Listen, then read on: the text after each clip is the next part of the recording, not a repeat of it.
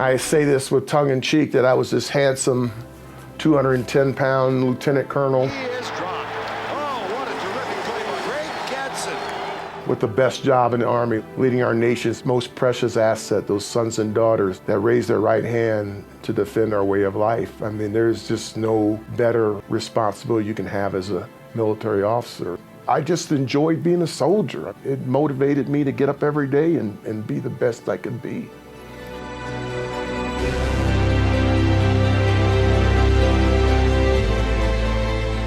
Your body, it becomes singularly focused on dealing with the injuries, and everything else is kind of secondary. Seeing some of the faces of the people looking at me that told me everything.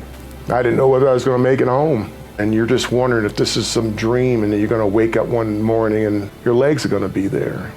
On the 7th of May 2007, I was injured by an improvised explosive device, a roadside bomb. I was blown out of my vehicle, and I remember hitting the road and coming to a rolling stop on my back and just kind of lying there and realizing that this was pretty serious. I was evacuated and made it to Walter Reed in Washington, D.C. on the 11th of May.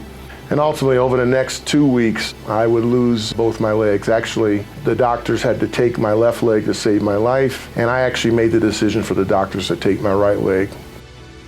Wherever you're at, when you get here, the environment just literally overwhelms you. It does it in a good way because it pulls you out. It pulls you out of wherever you are because you're now engaged. You're in a safe environment. You're in a special environment, but you're in a safe environment. You're amongst your own.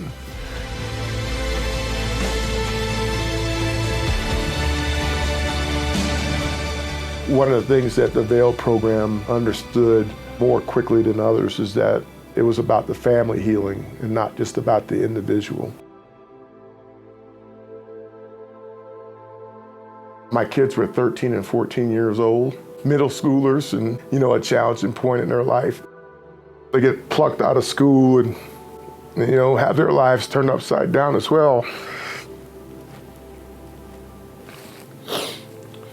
So I can't even imagine what they had to go through.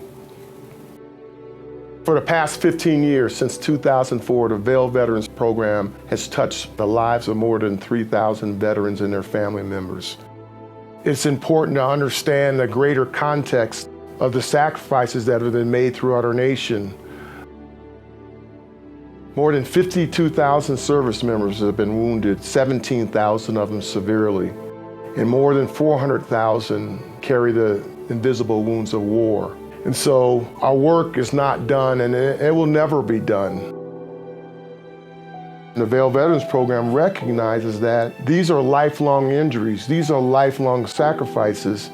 They have created programs to touch different points along that journey. They're looking at ways that we can help this veteran along the way.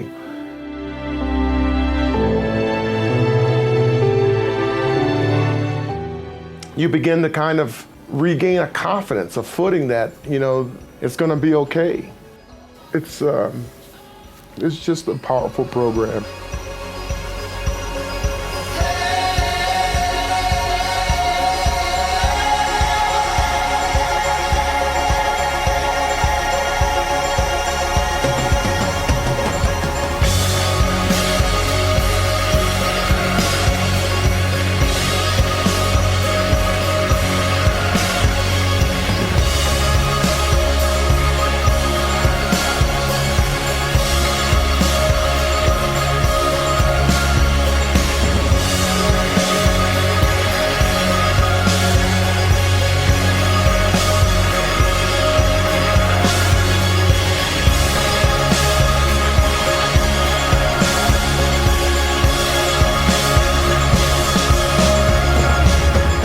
My physical attributes are an important part of me.